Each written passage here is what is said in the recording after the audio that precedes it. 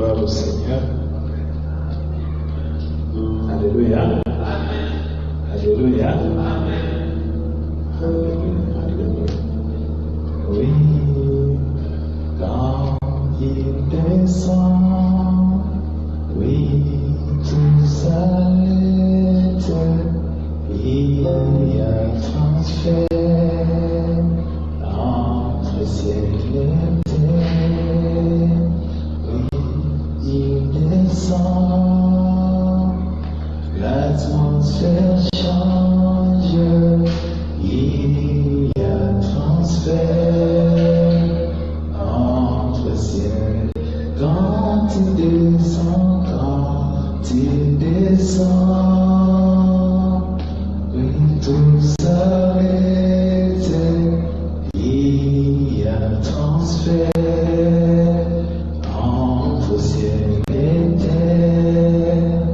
Quand il descend, l'atmosphère change, il y a transfert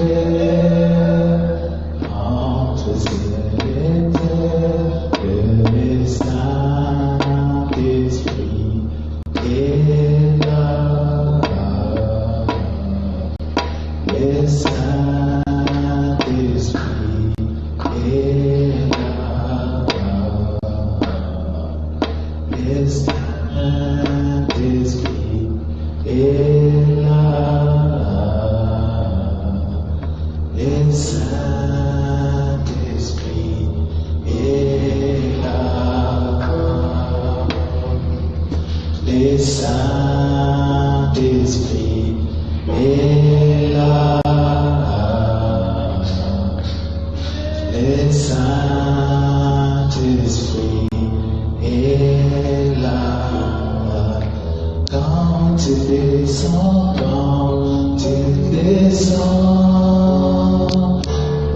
tout s'arrête, il y a transfert entre ciel et terre.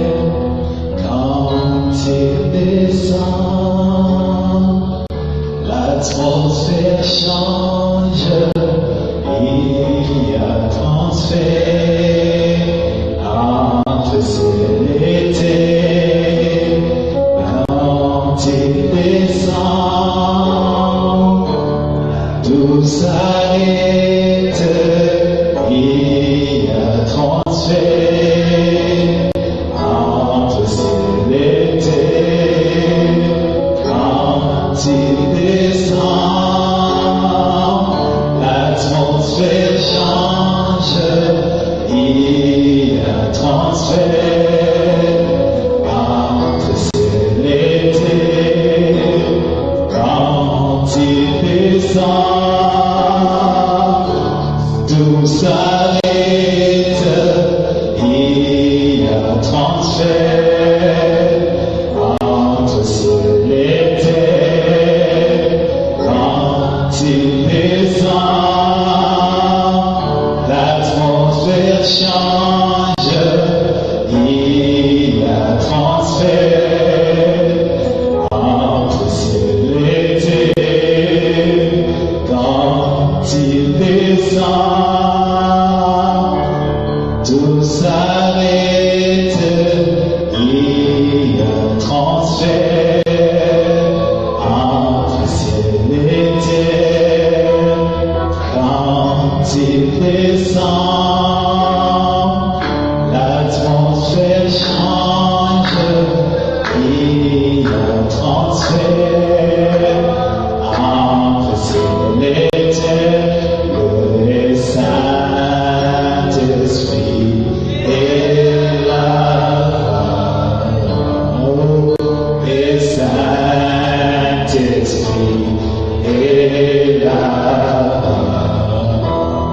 Oh, le Saint-Esprit est là. Oh, le Saint-Esprit est là. Oh, alléluia. Tu es là, Esprit de Dieu. Tu es là, Esprit de feu. Tu es là, Éternel, tu es là, Esprit de Dieu. Et ce soir, nous avons besoin de toi. Nous avons besoin de ta puissance. Nous voulons voir ta main dans nos vies. Nous voulons voir ta puissance transformer nos vies ce soir. Laisse à travers ce message, Seigneur, qu'une vie soit changée, qu'une vie soit transformée. Seigneur, laisse qu'à travers ce message, la passion pour les âmes puisse naître. Laisse qu'à travers ce message, la soif de ta présence puisse encore renaître, Seigneur. Laisse qu'à travers ce message, Seigneur, qu'un cœur soit transformé, qu'un cœur voie ton royaume autrement. Glorifie ton nom ce soir au nom de Jésus. Amen. Amen. Ok, gloire au Seigneur.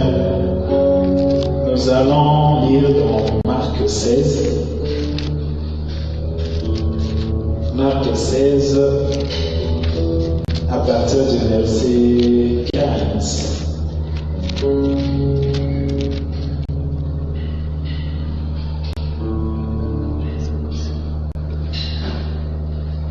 Marc 16, à partir du verset 15. La Bible dit ceci. Puis il leur dit, allez par tout le monde et prêchez la bonne nouvelle à toute la création. Celui qui croira et qui sera baptisé sera sauvé. Mais celui qui ne croira pas sera condamné. Voici les miracles qui accompagneront ceux qui auront cru. À mon nom, ils chasseront les démons. Ils saisiront des serpents. S'ils boivent quelques breuvages mortels, il ne leur fera point de mal. Ils imposeront les mains aux malades et les malades seront guéris. Le Seigneur, après leur avoir parlé, fut enlevé au ciel et il s'assit à la droite de Dieu. Et ils s'en allèrent prêcher partout. Le Seigneur travaillait avec eux et confirmait la parole par les miracles qui l'accompagnaient. On va encore lire dans Matthieu 28.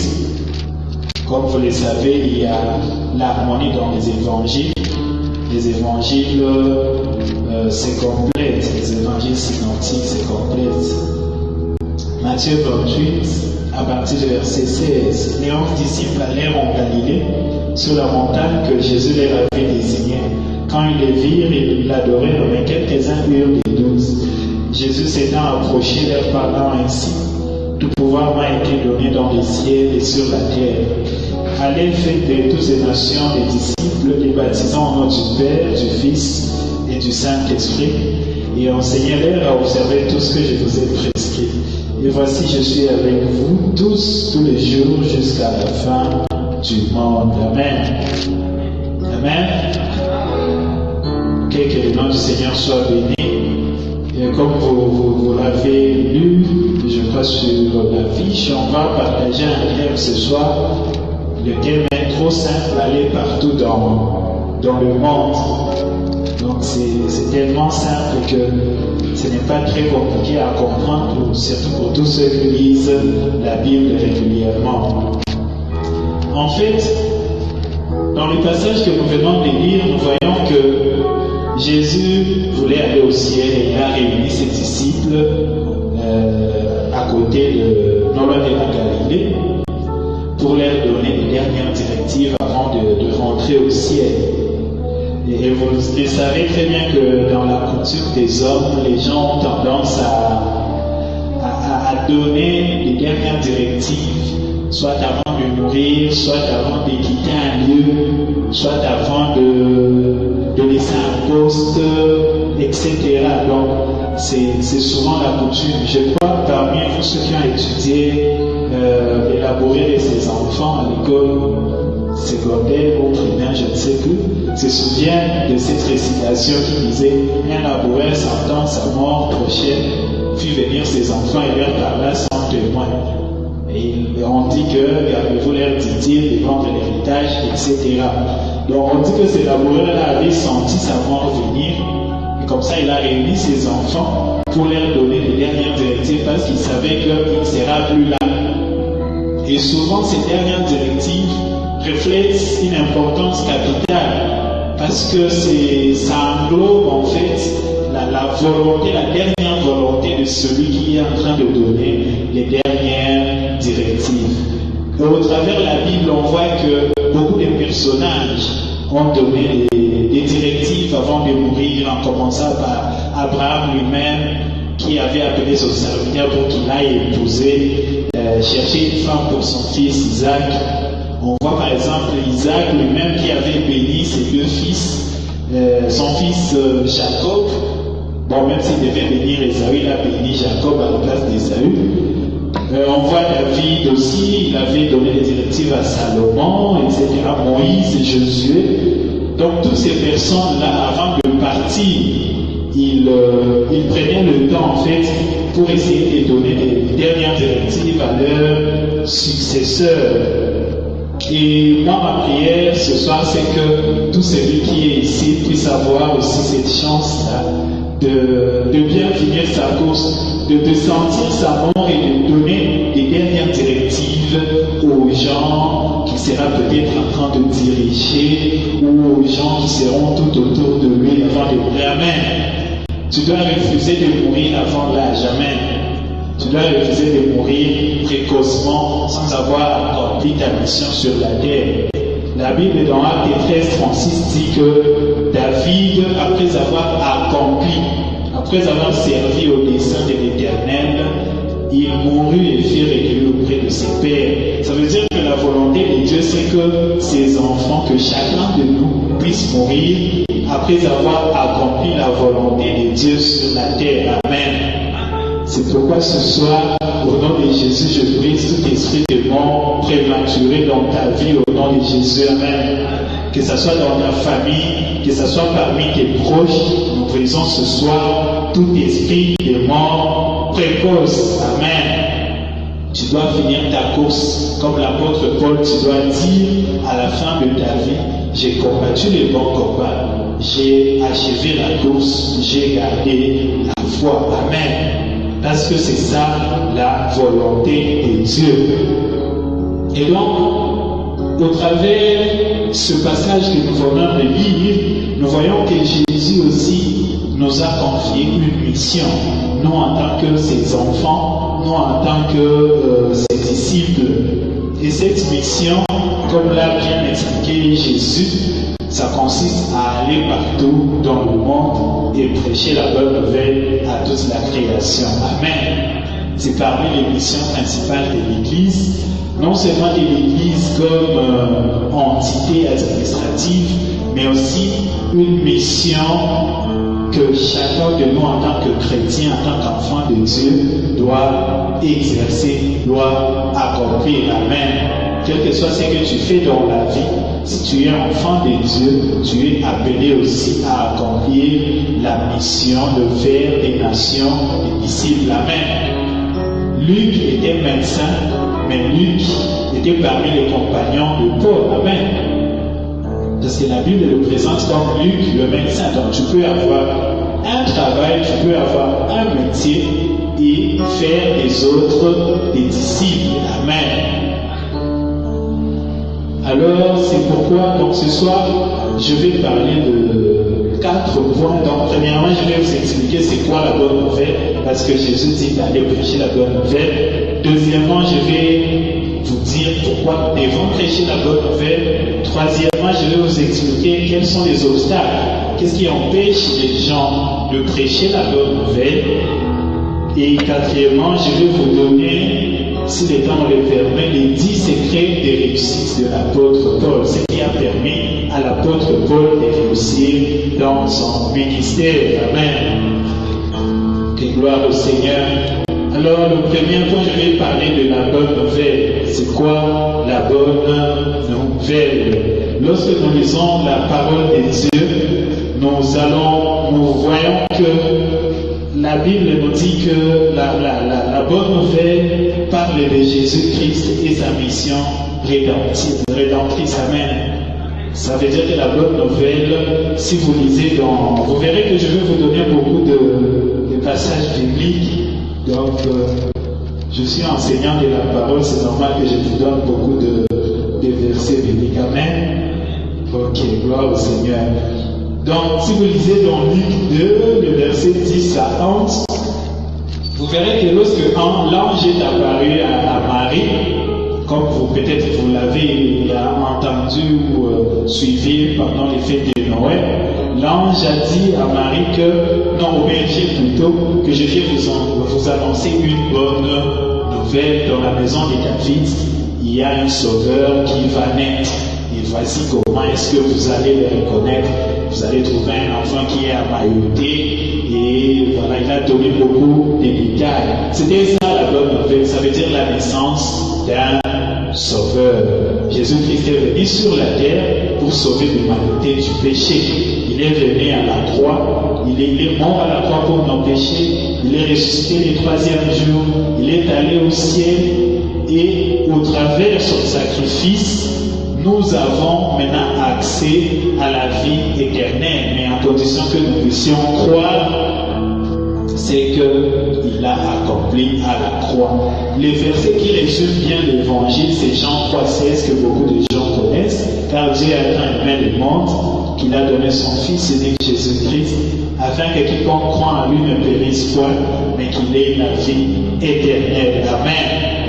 C'est ça le résumé de l'évangile. Donc l'évangile, on peut dire qu'il se résume en 4 points. Le premier point, c'est l'homme est pécheur. Comme la Bible le dit, tous ont péché et sont privés de la gloire de Dieu. Amen. Deuxièmement, les jugements de Dieu n'épargnent personne. Comme la Bible le dit, le salaire du péché, c'est la mort. Ça veut dire qu'à cause de notre péché, nous sommes condamnés à être châtiés par Dieu. Parce que le péché nous éloigne de Dieu, de la présence de Dieu. Dieu est tellement saint qu'il ne peut pas supporter les pécheurs dans sa présence. Amen. Le troisième point concernant l'évangile, c'est que à cause de son amour, Christ est mort pour nos péchés. Donc Dieu a vu que nous étions perdus.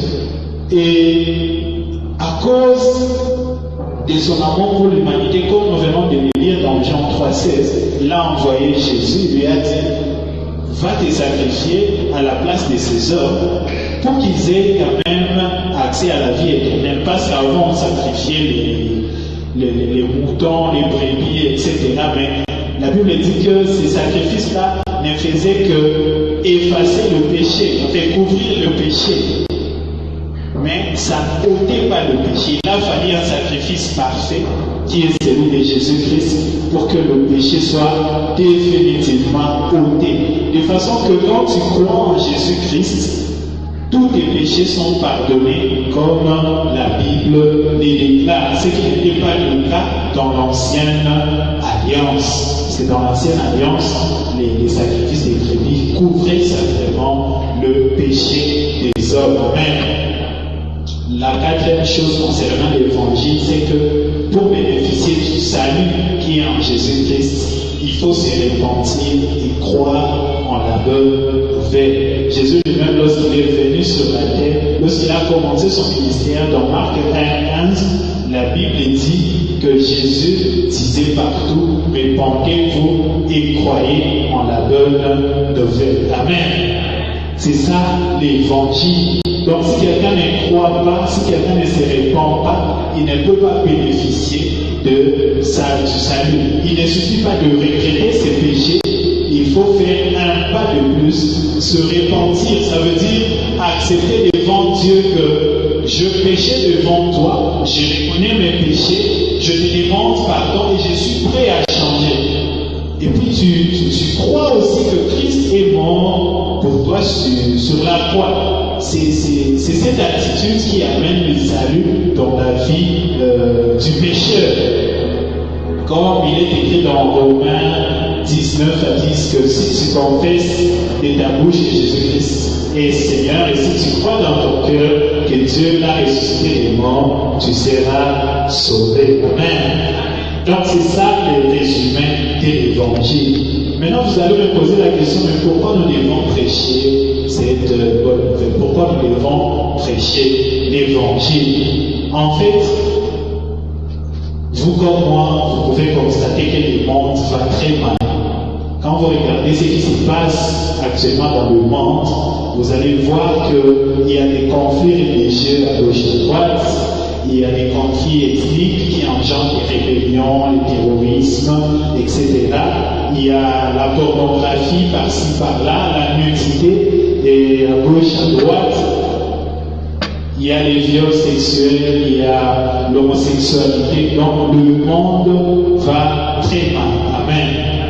Le monde va très mal. Il y a l'occultisme qui a envahi presque nos sociétés. Il y a l'incrédulité. Les gens maintenant sont devenus des athées pour la plupart en Occident. Ils ne croient plus en l'existence de Dieu. Il y a les suicides, par exemple. Environ 800 000 personnes se suicident chaque année dans le monde. Amen. Donc, tout ça nous pousse à prêcher la bonne nouvelle. Il y a une urgence. Le monde va tellement mal que nous ne pouvons plus croiser les bras et en train de regarder les gens en train de partir en enfer. Amen. Et la solution à tous ces problèmes, nous le savons bien, c'est Jésus-Christ. Parce qu'il est le chemin, la vérité et la vie. C'est Jésus-Christ qui nous libère de tous ces péchés, de tous ces problèmes. La Bible dit que vous connaîtrez la vérité et la vérité vous affranchira. Amen. C'est pourquoi Paul dit dans Romains 1,7 que je n'ai pas honte de l'évangile parce que c'est la puissance de Dieu pour le salut de quiconque croit. Amen. Donc nous devons prêcher l'évangile pour amener les gens à croire, car la foi vient de ce qu'on entend. Dieu pouvait envoyer peut-être des anges pour venir prêcher, mais il a choisi des hommes comme toi et moi pour aller annoncer l'évangile. Quand les anges sont apparus à Corneille, au lieu que les anges puissent annoncer l'évangile à Corneille, ils lui ont dit, il y a un homme qui va venir te parler des choses que tu ne connais pas. Et Dieu a envoyé Pierre pour que Pierre aille annoncer l'évangile à Corneille, pour dire que Dieu a besoin de toi, Dieu a besoin de moi pour aller annoncer la bonne nouvelle. Amen. Donc Dieu se sert toujours des hommes pour aller prêcher la bonne nouvelle. Cependant, il y a un problème. Dieu veut que nous puissions aller prêcher la bonne nouvelle, mais il y a des choses qui nous empêchent des fois d'aller annoncer cette bonne nouvelle. Amen. Et parmi ces choses, j'en ai distingué deux. Donc, il y a des obstacles personnels et il y a des obstacles extérieurs. Personnel, ça veut dire que c'est en toi. Donc, ça vient de toi. Et extérieur, ça veut dire que ça vient de dehors. Amen. Et parmi les obstacles personnels, le premier obstacle, c'est le manque d'amour pour les perdus. Beaucoup de gens ne partent pas prêcher l'évangile parce qu'ils manquent d'amour pour les perdus. Donc quand ils voient les gens mourir dans le péché, pour eux, ça leur dit absolument rien. Ils se disent, j'ai mon salut, si Jésus revient aujourd'hui, je vais aller au ciel, je laisse mes camarades de classe mourir, je laisse mes collègues de travail mourir, et ils vont se justifier devant Dieu. Pourtant, ce n'est pas ça la volonté de Dieu. La volonté de Dieu, c'est que tous les hommes soient sauvés, que tous les hommes écoutent l'évangile. Mieux vaut que quelqu'un refuse de croire, mais toi tu as fait ta part, tu lui as annoncé la bonne nouvelle. Amen. Donc, on peut voir dans la Bible les cas de Jonas qui avait refusé d'aller prêcher à Ninive, tout simplement parce qu'il se disait ces gens-là ne méritent pas le salut. Ils sont tellement pécheurs qu'ils n'ont pas besoin du salut qui est en Jésus-Christ. Et Jonas a désobéi à Dieu seulement parce qu'il manquait d'amour pour les perdus. Il a choisi un autre chemin. Dieu dit à Jonas, va prêcher à Ninive. Jonas prend le bateau pour aller à Tarsis. Il a fallu que Dieu le récupère de force pour qu'il accepte finalement d'aller prêcher la bonne nouvelle. Et si tu es ici, tu sais que tu es en train de te comporter comme Jonas, répands-toi et reviens sur le chemin que Dieu a tracé pour toi. Amen. Si Dieu t'a appelé à aller prêcher la bonne nouvelle, mon frère, il faut à la voix de Dieu. Sinon, tu risques de finir comme Jonas. On voit le cas des disciples Jean et Jacques dans Luc 9, 53 58. En fait, Jésus les a envoyés pour lui préparer une place à Samarie. Et quand ils arrivent à Samarie, les gens de Samarie refusent de donner un hôtel à Jésus. Les gens et Jacques étaient très en colère. Ils ont dit à Jésus, comme ces gens refusent de te recevoir, nous allons invoquer les feux pour que cette ville soit détruite. Et Jésus les a regardés, il a dit, vous ne savez pas quel esprit vous anime. Parce que je ne suis pas venu pour perdre les âmes des hommes, mais je suis venu pour sauver les hommes. Amen. C'est ça la volonté de Dieu, que les hommes soient sauvés. La volonté de Dieu n'est pas de perdre les hommes, mais de sauver les hommes. Le deuxième obstacle, c'est le manque d'une vie de prière. Beaucoup de gens ne parviennent pas à prêcher l'évangile parce qu'ils n'ont pas de vie de prière. En fait, quand vous priez, il y a la puissance céleste qui vient sur vous et qui vous permet d'annoncer l'évangile avec la semence. Quand vous priez, il y a des forteresses de l'ennemi qui tombent et qui libèrent les gens qui sont dans l'aveuglement, dans le péché. Quand vous priez, en fait, Dieu envoie aussi des ouvriers dans son champ missionnaire. Si vous voulez voir beaucoup de jeunes commencer à prêcher, à évangéliser ici à l'église, il vous faut beaucoup prier.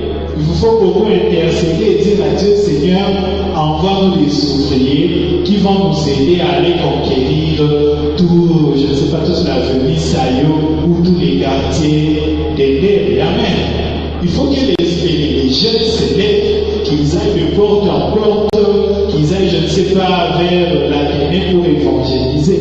Parce qu'il y a beaucoup de gens, quand vous regardez ici, combien de jeunes remplissent de boîtes de nuit qui sont sur ces avenues, ils sont nombreux chaque week-end, surtout en cette fin d'année. Il suffit juste de prier et Dieu va susciter des ouvriers pour aller prêcher la bonne nouvelle. Amen. Le troisième obstacle, c'est le manque d'une vie d'étude de la parole de Dieu. On ne peut pas annoncer la bonne nouvelle quand on ne connaît pas la parole de Dieu. Il faut se laisser constamment transformer par la parole de Dieu pour qu'à travers toi aussi Dieu puisse transformer les autres. Dans 1 Timothée 4, Paul disait à Timothée de s'appliquer à la lecture, à l'enseignement et à l'exhortation. Quatrième obstacle, c'est la timidité, l'absence de courage. Beaucoup de gens sont très timides pour annoncer la parole de Dieu. Des fois, ils se disent, je suis trop jeune, comme Jérémie. Dieu lui dit, va annoncer la parole de Dieu. Il a dit à Dieu, je suis trop jeune, je ne sais pas parler. Comme, je ne sais pas, Isaïe qui a dit, je ne sais pas parler, ou Moïse. Donc, quand Dieu te confie une mission, il faut avoir suffisamment de courage pour exercer ces missions-là. Parce que la Bible dit que nous n'avons pas réussi un esprit de timidité, mais nous avons réussi un esprit de courage et de force pour parler de la part de Dieu. Cinquième obstacle, c'est l'attachement au siècle présent. Beaucoup de gens ne prêchent pas l'évangile parce qu'ils sont chrétiens, mais des chrétiens que je peux appeler charnels, comme la Bible le dit. Donc des chrétiens plus attachés à Facebook qu'à la Bible, plus attachés à WhatsApp qu'à la Bible, plus attachés à la musique mondaine qu'à la musique qui édifie. Donc il y a ces gens, cette catégorie de chrétiens, et cela les empêche d'avancer la bonne nouvelle. Parce que comment tu vas convaincre un païen à venir à Christ pendant que toi-même tu convoites les mêmes choses que ce même païen? Pendant que toi-même tu es dans la débauche, comment tu vas prêcher quelqu'un pour qu'il vienne à Jésus? C'est difficile.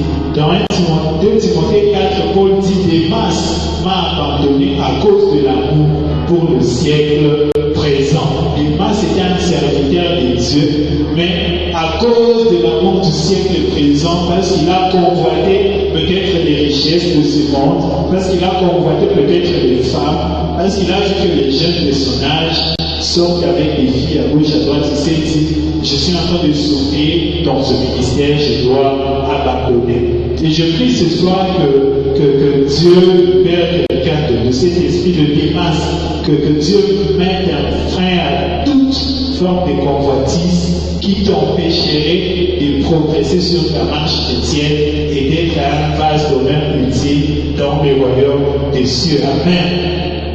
Le sixième constat, ce sont les soucis de la vie. Tu as tellement de problèmes que tu mets ces problèmes-là comme tes priorités et tu oublies le royaume des cieux. La Bible dit que nous ne devons pas nous inquiéter de ce que nous allons manger ou boire comme les païens, mais plutôt nous devons faire du royaume de Dieu notre priorité. D'ailleurs, Paul dit que nous devons nous inquiéter de rien, mais en toute chose, nous devons dire à Dieu, présenter à Dieu nos besoins afin qu'il puisse répondre à toutes nos préoccupations. Septième obstacle, c'est l'arrière-plan religieux ou culturel. Souvent, notre culture peut nous empêcher d'aller prêcher la bonne nouvelle. Oui, ce sont les mauvaises compagnies. Dans 2 Timothée 2,22, l'apôtre Paul dit à Timothée, fuis les passions de la jeunesse et attache-toi à ceux qui recherchent le Seigneur d'un cœur pur. Si tu as des mauvais amis qui n'aiment pas Dieu, qui n'aiment pas les choses de Dieu, ils vont te refroidir et tu n'auras plus les ailes pour aller annoncer la bonne nouvelle. Alors, ayez du discernement dans le choix de votre entourage. Le 9, c'est un mauvais témoignage. Quand tu as un mauvais témoignage, là où tu vis, c'est difficile que les gens puissent écouter ce que tu leur dis. Donc, nous devons veiller aussi à notre témoignage. Nous ne devons pas être comme les chrétiens de Corinthe qui étaient réputés d'être dans la débauche. Il y avait beaucoup de divisions dans l'église de Corinthe. Les gens se disputaient pour dire que non, moi j'aime tel pasteur, moi j'aime tel apôtre. Et Paul a dit, mais moi j'ai fait mon travail, j'ai prêché. Apollos a arrosé. Et c'est Dieu qui fait croître. Moi je ne suis pas bon pour vous à la croix, c'est Jésus qui est bon pour vous. Maintenant, pourquoi vous disputez? Parce que tel pasteur n'est pas là, tel apôtre n'est pas là. Parce que moi je ne suis pas là, ceux qui m'aiment ne vont pas venir à l'église, ils vont préférer attendre quand je vais revenir de mon voyage. Parce qu'Apollos n'est pas là, ceux qui aiment Apollos ne vont pas venir quand c'est Pierre qui est en train de prêcher. Alors Paul a dit que l'église de Dieu ne doit pas fonctionner de cette manière. Ça peut bloquer l'évangélisation. Parmi les obstacles extérieurs, il y a les climats politiques, les conditions météorologiques. Il y a aussi des persécutions. Quand on dit persécution, ça peut être verbal, spirituel ou émotionnel. Quand on vous critique, on vous calomnie, ça peut des fois vous décourager à prêcher la bonne nouvelle. Amen. Ça peut être aussi physique, la maladie par exemple, ça peut vous empêcher de prêcher la bonne nouvelle. Et j'ai prie que Dieu ce soir enlève dans votre vie toute forme d'obstacle qui vous empêche d'annoncer la bonne nouvelle. Amen. Que ce soit des obstacles émotionnels, spirituels ou physiques, que le Seigneur ôte cela au nom de Jésus. Amen. Maintenant, on va parler rapidement de quelques secrets de réussite de l'apôtre Paul. La première chose qui a permis à l'apôtre Paul de réussir, c'était qu'il avait une conversion authentique. L'apôtre Paul était converti de façon authentique. Ça veut dire qu'il y avait un avant Christ et un après Christ. Tout le monde le connaissait comme persécuteur, mais ceux qui l'ont vu après sa conversion, ils ont reconnu que cet homme a vraiment rencontré les Seigneurs. Et je prie ce soir qu'il y ait des gens en ces lieux qui expérimentent une conversion authentique. Paul s'est laissé constamment guider par le Seigneur dans tous ses projets. Son message était christocentrique. Il savait associer les autres dans ce qu'il faisait. Il était un modèle pour le croyant. Il servait Dieu dans l'humilité. Paul ne convoitait pas trop les titres, même si c'est le cas actuellement. Les gens se disputent plus les postes à l'église plutôt que d'aller sauver les âmes. Mon frère, tu peux sauver les âmes sans avoir un poste ou un titre à l'église. Philippe était diacre dans l'église primitive, mais Philippe a fait beaucoup de choses, plus que même certains qui étaient établis comme apôtres dans l'église primitive. il a amené le réveil à Samarie alors qu'il était un simple diacre. Étienne était diacre à l'église. On n'a jamais reconnu, je ne sais pas, son ministère d'évangéliste, mais ça ne l'a pas empêché d'aller évangéliser. Et les apôtres ont juste constaté les résultats. Et je vais vous dire une chose, Dieu, quand il te regarde, il ne voit pas ton poste ou ton titre à l'église. Il voit ce qu'il a mis en toi et ce que tu fais de ce qu'il a mis en toi. Amen. Alors ne sois pas complexé ou intimidé par tout ce qui se passe dans nos églises. Il faut plus regarder ce que Dieu t'a donné et ce qu'il attend de toi. Ce qu'il attend de toi, c'est que tu utilises ce qu'il a mis en toi. Et c'est possible, même si tu n'as aucune reconnaissance officielle dans ton église. Amen. L'apôtre Paul était baptisé du Saint-Esprit. C'est très important le baptême du Saint-Esprit, la plénitude du Saint-Esprit, si nous voulons faire des nations des disciples. Jésus avait dit à ses apôtres d'aller attendre à Jérusalem jusqu'à ce qu'ils vont recevoir une puissance, et cette puissance va leur permettre d'annoncer l'évangile avec efficacité. Et après la Pentecôte, Paul, Pierre qui était peureux, il a évangélisé, il a gagné 3000 personnes en 30 ou 40 minutes de discours. Amen. Et enfin, l'apôtre Paul vivait pour l'éternité. L'apôtre Paul lui-même dit que si c'est dans cette vie que nous espérons en Christ, nous sommes le plus malheureux de tous les hommes. Lorsque nous servons Christ, regardons plus le ciel.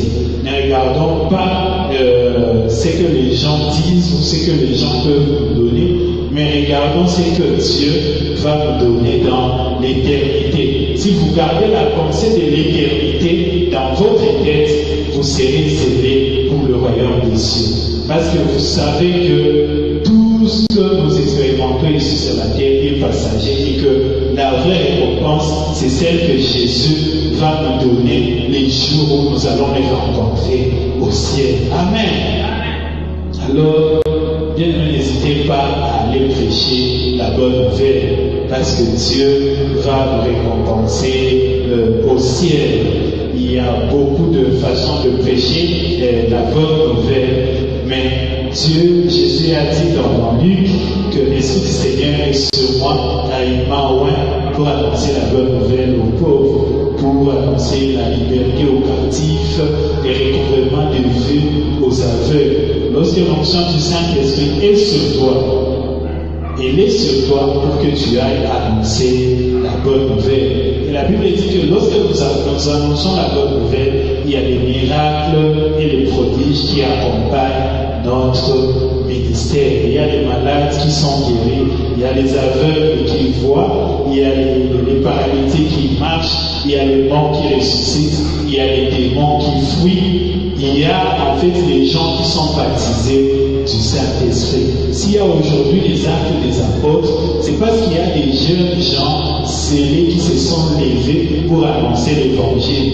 Et Dieu a accompagné la prédication de leur évangile par des miracles et des prodiges. Amen. Et aujourd'hui, il faut qu'on écrive des actes des apôtres de Bâle.